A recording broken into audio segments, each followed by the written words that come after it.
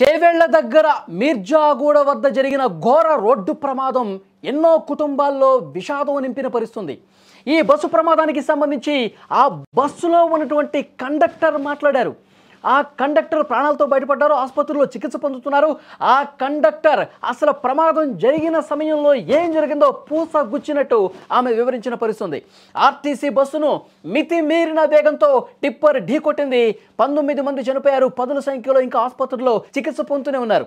ఈ ఘటనలో స్వల్ప గాయాలతో త్రుటిలో ఆ బస్ కండక్టర్ ప్రాణాలు దక్కించుకొని ఆసుపత్రిలో చికిత్స పొందుతుంది. బస్సు మీర్జాగూడ దగ్గరకు రాగానే ఏం జరిగిందో ఆమె చెప్పింది. ఒక్క క్షణం అసలు మాకేమీ అర్థం కాలేదని చెప్పి మాట్లాడిన పరిస్థితుంది. కన్ను మూసి కన్ను తెరిచేలోపు ఇంత ఘోరం జరిగిపోయిందని చెప్పి ఆ కండక్టర్ కన్నీళ్లు పెట్టుకుంటున్న పరిస్థితుంది. బస్సులో పోలీసులు ఉన్నారు, ఉద్యోగులు ఉన్నారు, విద్యార్థులు ఉన్నారు, అందరూ ఉన్నారు. ఆ బస్సు ప్రమాదం జరిగే సమయంలో 72 మంది ఉన్నారని ఆ కండక్టర్ చెప్పిన పరిస్థితుంది. ఆసుపత్రిలో చికిత్స పొందుతున్నటువంటి ఆ కండక్టర్ ఏం మాట్లాడారో ఒక్కసారి వినండి.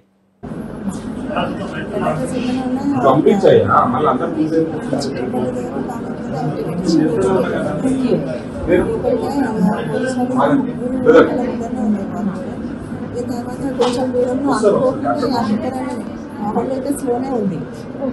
మా బండి స్లో, మేము ఏ రూట్లో వెళ్ళాలో అదే కరెక్ట్ పోతున్నాడు. ఆయనే టిప్పరాన్ని వచ్చి కొట్టిండు, అదే తీసుకొచ్చి. మరి ఆయన ఎట్లున్నాడు ఏదో నాకు తెలియదు, కానీ మొత్తానికి అయితే బండి ఆయనదే రాంగ్. మీరు ఎప్పుడున్నారమ్మా? నేను నా సీట్లోనే కూర్చున్నాను మేడం. టికెట్స్ మొత్తం ఇచ్చేసారు? మొత్తం ఇచ్చేసిన. అంత అయితే ఉన్నది బాగా. అంటే మీరు లెఫ్ట్ సైడ్ ఫ్రంట్ సీట్లో ఉన్నారా అమ్మా? లెఫ్ట్ కదమ్మా. అవును, లెఫ్టే కదా. నా వెనక ఉన్న వాళ్ళందరూ కూడా సేఫ్గానే ఉన్నారు. డ్రైవర్ సీట్ వెనకాలని ఎక్కువ మీ మీద కూడా పడింది అమ్మ రాళ్ళు? రాండి మేడం, కానీ ఆ రాడ్ తాకింది మేడం. రాడ్ తాగి 15 ఫీట్లు పట్టింది. కంకర ఏం పడలేదు మీరు అసలు? కంకర పడలేదు మేడం, కంకర పడలేదు. ఆ బస్ లోపలికి వచ్చేసింది కంకర, కానీ ఆ మెట్ల మీద కూడా వచ్చేసింది. ఇది చెయ్యి ఆ రాడ్లకి ఇరికింది. అయితే ఎవరో సేవ్ చేసి మొత్తం ఇట్లా చెయ్యి ఇట్లా లాగి కిందికి దెబ్బేశారు. కండక్టర్ చెప్తా ఉన్నారు. ప్రాణాలతో బయటపడ్డ ఆ కండక్టర్ చాలా స్పష్టంగా చెప్తా ఉన్నారు. మీర్జాగూడ దగ్గరికి రాగానే ఒక్కసారిగా ఆ టిప్పరు ఢీకొట్టినటువంటి పరిస్థితుల్లో అసలు ఏం జరిగిందో అర్థం కాని పరిస్థితి ఉందని చెప్పి ఆమె మాట్లాడుతూ ఉన్నారు. అసలు ఒక క్షణంలో ఇదంతా జరిగిపోయిందని చెప్తా ఉన్నారు. నేను టికెట్లు మొత్తం ఇచ్చేసాను, 72 మంది ఉన్నారు ఆ టైంలో. టికెట్లన్నీ ఇచ్చేసి ఫ్రంట్లో నేను ఎక్కడైతే నా సీటు ఉందో ఆ సీట్లో నేను కూర్చున్నప్పుడు మీర్జాగూడలో ఈ ప్రమాదం జరిగింది. ఒక్కసారిగా మొత్తం కంకరంతా పడిపోయి రైట్ సైడ్ కూర్చున్న వాళ్ళందరూ కూడా కంకర్లో కింద కూరుకుపోయి కంకర కిందే సమాధి అయిపోయారు. నా వెనకాల లెఫ్ట్ సైడ్లో కూర్చున్న వాళ్ళందరూ కూడా బయటపడ్డారు, ప్రాణాలు దక్కించుకున్నారు. నా చేయి కూడా ఒకటి కంకర్లో కూరుకుపోయింది. వెనకాల ఉన్నవాళ్ళు ఒక్కసారిగా ఆ కంకర్లో నుంచి నన్ను బయటకి ఇట్లా పడేశారని కూడా ఆమె చాలా స్పష్టంగా చెప్తుంది. ఈ ప్రమాదం జరిగినప్పుడు ఒక రాడ్డు తలకి బలంగా తగలటం వల్ల 15 కుట్లు పడ్డాయని కూడా ఆసుపత్రిలో చికిత్స పొందుతున్నటువంటి ఆ కండక్టర్ చెప్తున్నటువంటి పరిస్థితుంది. ప్రాణాలు దక్కించుకున్నారు ఆమె. ఇంత పెద్ద ప్రమాదం నుంచి లెఫ్ట్ సైడ్లో తన సీట్లో కూర్చోవటం వల్ల ప్రాణాలు ఈరోజు దక్కించుకున్నానని ఆమె మాట్లాడుతున్నటువంటి పరిస్థితుంది. కానీ 19 మంది పూర్తిగా కంకర కింద కూరుకుపోయి చనిపోయారండి. ఎన్నో కుటుంబాల్లో విషాదం జరిగిన పరిస్థితి ఆమె చెప్తా ఉన్నారు.